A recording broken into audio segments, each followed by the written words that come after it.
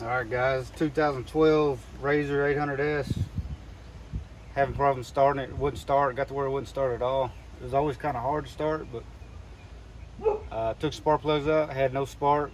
Put it against the motor, couldn't get no spark out of neither one. Put new spark plugs in, still with no start. Check the wires. Wires are good, coil's good, stator's good, rectifier's good. I noticed whenever I turn this over, the display goes off when I try to start it.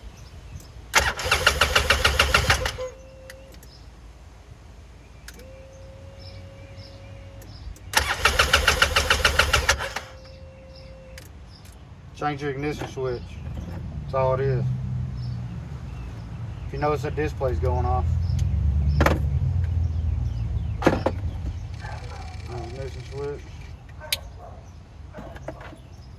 Okay. Check this out.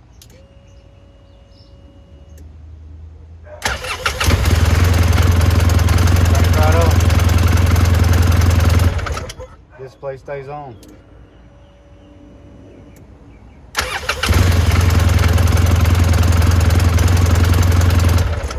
There you go. Hope this helps.